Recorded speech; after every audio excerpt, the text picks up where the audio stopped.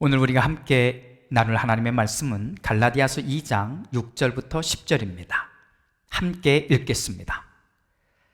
그 유명하다는 사람들로부터 나는 아무런 제한도 받지 않았습니다. 그들이 어떤 사람이든지 나에게는 아무 상관이 없습니다. 하나님께서는 사람을 겉모양으로 판단하지 않으십니다.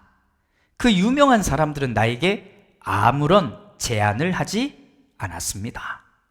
도리어 그들은 베드로가 할례받은 사람에게 복음을 전하는 일을 맡은 것과 같이 내가 할례받지 않은 사람에게 복음을 전하는 일을 맡은 것을 알게 되었습니다. 그들은 베드로에게는 할례받은 사람에게 복음을 전하게 하시려고 사도직을 주신 분이 나에게는 할례받지 않은 사람에게 복음을 전하게 하시려고 사도직을 주셨다는 사실을 깨달았습니다. 그래서 기둥으로 인정받는 야고보와 게바와 요한은 하나님이 나에게 주신 은혜를 인정하고 나와 바나바에게 오른손을 내밀어서 친교의 악수를 하였습니다.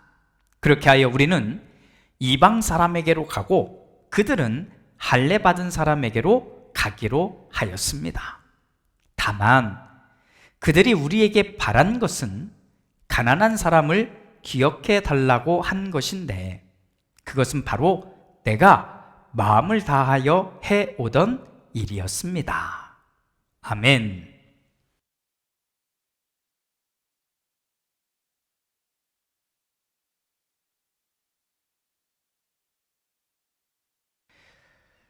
자유에 대해서 정말 많은 사람들이 정말 많은 말들을 해왔습니다. 이번 주간 저의 눈을 탁 사로잡은 문구가 하나 있습니다.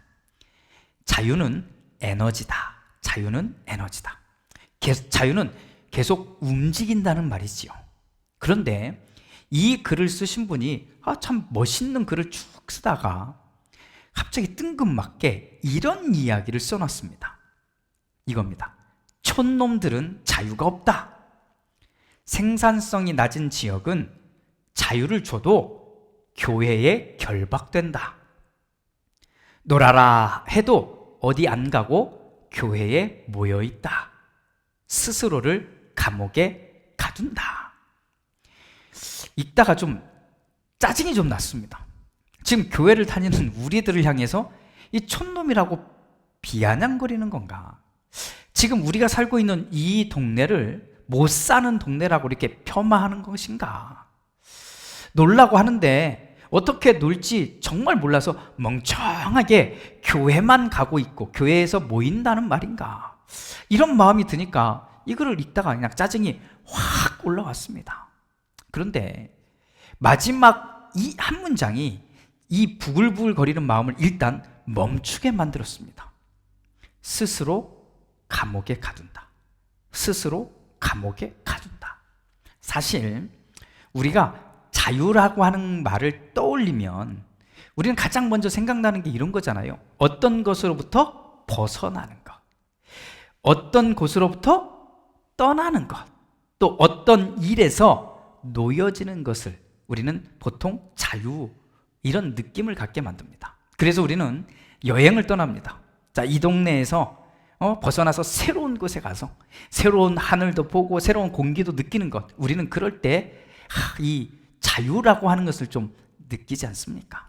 또 직장에서 이 사표를 막 내던질 때 그동안 나의 몸과 마음을 막 어지럽게 만들고 힘들게 만들고 막 그렇게 꼭 붙들었던 그 직장에 사표를 던지면서 그 스트레스로부터 벗어났음을 느낄 때 그때 우리는 뭐 잠깐이라도 자유를 느낍니다.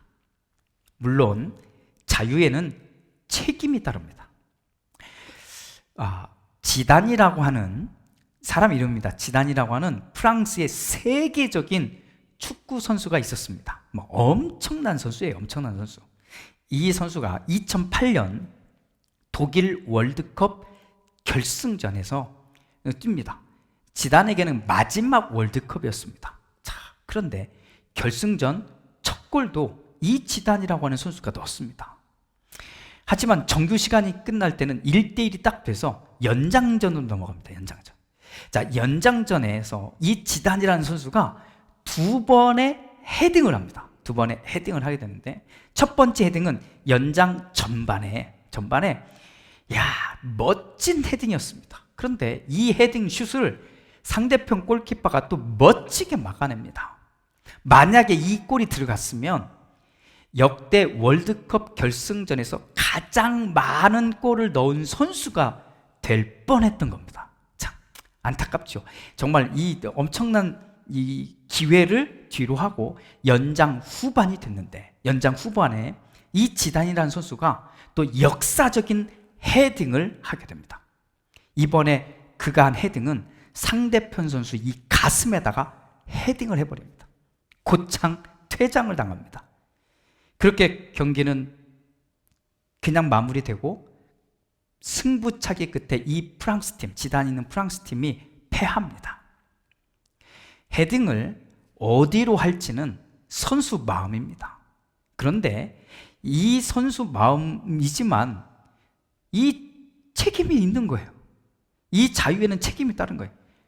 제대로 좋은 쪽으로 헤딩을 하면 영광이지만 엉뚱하게 하면 이거에 대한 책임을 져야 하는 게 이 선수인 거죠.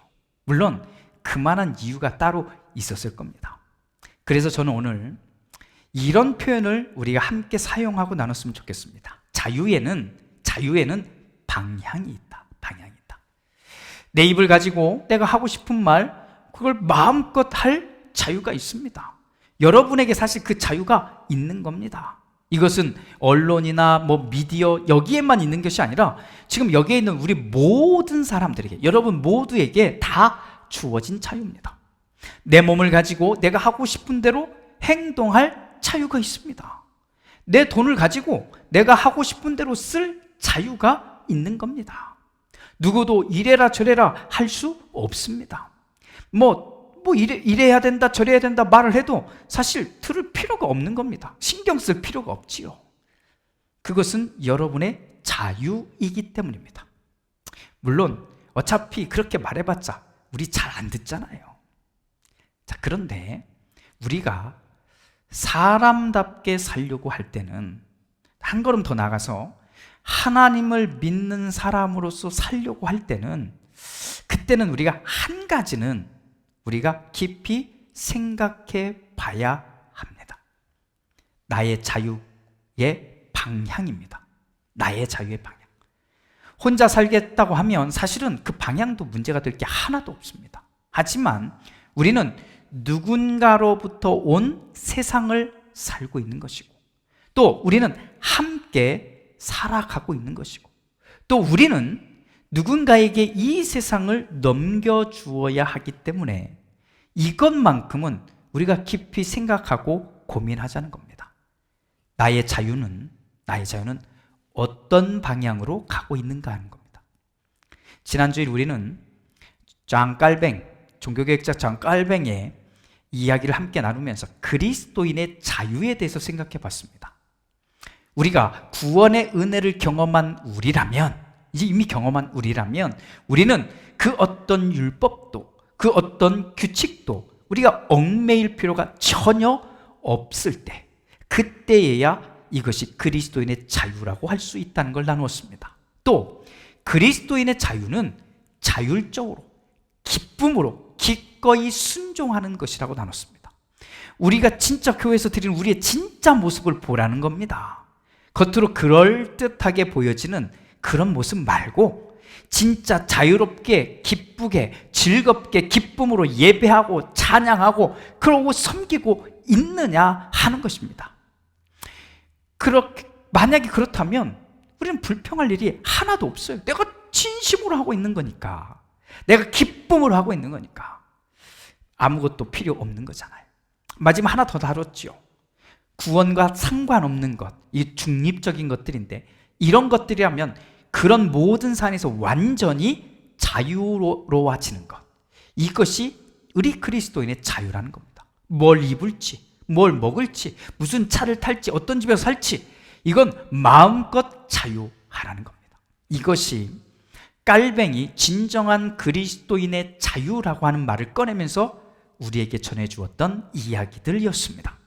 자, 여기에 오늘은 한 가지만 더 붙여보자고요. 한 가지. 그리스도인의 자유의 방향입니다. 방향. 어느 쪽이냐는 거예요. 자, 바울은 바나바와 디도를 데리고 다시 예루살렘으로 올라갑니다. 그리고는 그곳에서 그동안 있었던 이야기들, 예수 이야기를 전하면서 있었던 이야기들을, 그 놀라운 일들을 보고했습니다. 그러다가 디도의 이야기를 꺼냅니다. 디도 이야기. 자, 디도는 그리스 사람이니까 사실 할례라고 하는 이것을 받지 않았거든요. 그런데 이렇게 할례를 받지 않은 사람들이 있는데 그 교회 공동체 안에 이상한 사람들이 들어와서 구원과 믿음을 말하면서 이 구원과 믿음을 온전히 이루기 위해서는 율법을 지키라고, 또 율법에 있는 할례를 받으라고 강요했다는 것입니다. 자, 그런데 바울도 바나바도 그리고 믿음을 가진 그 누구도 이 디도에게 어떠한 강요도 하지 않았다는 겁니다. 그러면서 말합니다. 저 사람들, 저 이상한 사람들, 이 사람들이 우리에게 한 모든 도전에 우리는 단 한 번도 굴복하지 않았다는 겁니다. 자, 이렇게 바울과 일행들은 자신들이 경험한 예수 이야기, 또 그 예수 이야기를 들은 사람들의 그들의 이야기를 전하면서 그리스도인들이 누리고 있는 자유를 기꺼이 보여주었던 것입니다. 자, 그러자 이런 이야기를 들은 이 사람들, 그러니까 예루살렘에 살고 있는 믿음의 사람들인데, 그러면 이런 이야기를 들은 이 사람들은 어떻게 반응했을까요? 자, 모두 바울과 바울의 일행들, 이 사람들에게 박수를 보냅니다. 박수를 보내는 거예요. 바울과 일행들이 한 일들을 다 들으면서, 그렇지, 예루살렘에 있는 신앙의 선배들이잖아요. 이 신앙의 선배들은 기꺼이 박수를 보낸 겁니다. 그러면서 이런 말을 합니다. 예루살렘에 있는 우리는 모두 유대인들이기에 율법에 익숙한 사람들입니다. 자, 우리와 같은 사람들에게 예수 이야기를 하면서 율법을 이야기하면 사실 그건 어려운 이야기가 아닙니다. 오히려 유대인들에게는 그것이 더 자연스럽습니다. 그런데 바울, 당신과 당신의 이 친구들을 보니까 당신들은 외국 사람들에게 예수 이야기를 전하는 것이 훨씬 더 자연스러운 것 같습니다. 그러니 이제부터는 당당하게 그리고 자유롭게 예수 이야기를 사람들에게 전하십시오. 이건 참 좋은 일입니다. 이렇게 말하는 겁니다. 자, 바울과 바울의 일행들은 예루살렘에 있는 베드로, 엄청난 분이죠. 베드로, 야고보, 그리고 요한과 같은 바로 이 신앙의 선배들이 해준 이 한마디로 인해서 그동안 한쪽이 너무 무거웠거든요. 눌려지는 압박의 고통에서 완전히 벗어나게 된 거예요. 자유하게 된 겁니다. 이제는 어떠한 제약도 받지 않게 된 거지요. 오로지 예수 이야기만, 행복한 이야기만, 감사한 이야기만 할 수 있게 된 겁니다. 예수로 인해 우리가 얼마나 행복한지, 예수로 인해 우리가 얼마나 자유로운지 이거를 알려줄 수 있게 된 겁니다. 자, 그런 바울과 바울의 일행들에게 사도들이 딱 한 가지를 부탁합니다. 딱 한 가지입니다. 10절 말씀인데, 다만 그들이 우리에게 바란 것은, 여기서 말하는 그들은 사도들입니다. 사도들이 바울과 바울의 일행들에게 바란 것은 가난한 사람을 기억해 달라고 한 것인데, 그것은 바로 내가 마음을 다하여 해오던 일이었습니다 라는 겁니다. 가난한 사람 누굽니까? 약한 사람이잖아요. 아픈 사람이잖아요. 소외된 사람이고 믿음이 작은 사람들인데 바로 이 사람들을 말하는 겁니다. 사도들이 딱 한 가지를 부탁하는 것은 이미 자유롭게 살게 된, 자유를 누리고 있는 바울이 적어도 이 사람들을 향한 생각만큼은 해달라는 겁니다. 이 생각의 방향을 가져달라고 부탁한 것입니다. 가난한 사람들을 기억해 달라, 이겁니다. 우리는 오늘도 원하는 대로 살 수 있는 자유, 마음대로 행동할 수 있는 자유, 마음대로 자기 돈을 쓸 자유가 있는 사람들입니다. 하지만 신앙의 선배들은 우리에게 말합니다. 당신이 가지고 있는 그 자유를 가지고, 왜 자유예요? 가지고 가난한 사람들을 기억해 달라는 겁니다. 돈을 주라는 것도 아니고 어떤 것, 뭔가를 하라는 것도 아닙니다. 기억해 달라는 겁니다. 이건 생각의 방향이고 이것은 삶의 방향입니다. 행동까지 할 수 있다면 너무 좋은 거지요. 하지만 강요하지 않습니다. 그리스도인이 되어가는 사람은 그 자유를 누리면서 이것을 꼭 생각해 달라는 부탁인 것입니다. 자, 내가 제일 가난해, 내가 제일 힘들어, 내가 제일 불쌍해, 내가 제일 아파, 이러면서 은근히 불쌍한 척하는 사람들이 있으면 좀 이렇게 거리를 좀 두세요. 그리고 좀 정말 살펴보세요. 이 사람이 쇼를 하는 건지 아니면 정말 그런지 정도는 여러분 잘 살펴보세요. 이런 것을 가지고 속이는 사람들이 정말 많습니다. 교회 안에도 말입니다. 나는 믿음이 좋아요. 나는 기도를 정말 많이 해요. 내가 성경을 얼마나 많이 읽는데요. 나는 선교합니다. 나는 불쌍한 사람들을 보면 너무너무 도와주고 싶어요. 이렇게 은근히 자기 신앙을 자랑하는 사람 좀 거리를 좀 두세요. 거리를 두세요. 그리고 정말 그런 사람인지 좀 살펴보세요. 그리고 난 다음에 정말 좋은 사람이라고 보이거든. 잘 들으세요. 자유한 마음으로 함께 하십시오. 자유한 마음.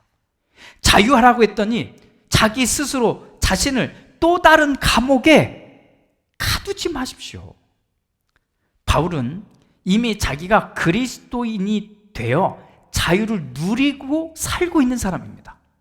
그런데 그가 그런 자기가 누리는 그 자유를 가난한 사람들, 소외된 사람들, 연약한 사람들을 위해 자신의 그 자유를 가지고 생각의 방향, 삶의 방향을 이미 맞추었다고 말하는 겁니다. 사랑하는 여러분, 제가 간곡히 부탁드립니다. 여러분은 자유해야 합니다. 교회에서도 자유하십시오. 마땅히 자유롭게 기꺼이 해야 할 일들에만 집중하십시오. 진짜 자유하십시오. 그래야 옆에 있는 사람이 이상하게 보이지 않습니다. 나도 자유하고 이 사람도 자유해야, 그래야 우리는 서로를 보면서 웃을 수 있는 거예요. 물론 어떤 경우는 하나님에게서 멀어지는 자유를 선택할 때가 있습니다.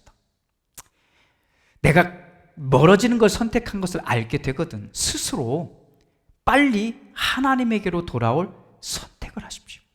그것 또한 여러분의 자유입니다. 하지만 그리스도인으로서 정말 자유하거든. 잘 들으세요. 내가 그리스도인으로서 정말 자유하거든. 꼭 하나는 생각해 주십시오. 이것은 강요가 아닙니다. 이건 부탁입니다. 이것을 안 한다고 해서 지옥에 가는 것도 절대 아닙니다. 나의 자유가 지금 가고 있는 방향입니다. 나의 자유를 가지고 가난한 사람, 연약한 사람 한 번이라도 더 생각할 수 있다면 우리는 바울처럼 그리스도인의 길을 걷고 있는 것입니다. 할렐루야. 기도합니다. 주님, 바울이 자기 일행들과 함께 예루살렘에 올라가 신앙의 선배들, 사도들을 만나고 얻게 된 놀라운 감동을 오늘 우리는 같이 읽었습니다. 그러면서 사도들이 딱 하나를 부탁했는데 가난한 사람들을 기억해 달라는 것이었습니다. 우리에게 주어진 자유, 우리는 누리며 살아야만 하고 그 자유의 기쁨을 만끽해야 합니다. 그런데 그렇게 만끽하고 살아갈 우리가 나만을 위해서, 나와 함께하고 있는 그 몇 사람만을 위해서만 산다면 조금은 부족하고 안타까운 것 아닐까요? 오늘 사도들이 부탁한 것처럼 가난한 사람들을 기억할 수 있는 우리의 삶이 되고 생각이 되게 하옵소서. 그렇게 한 걸음 더 그리스도인이 되어 간 그 길을 우리도 함께 걸어가는 사람들이 다 되게 하여 주시옵소서. 축복하며 예수님의 이름으로 기도드립니다. 아멘.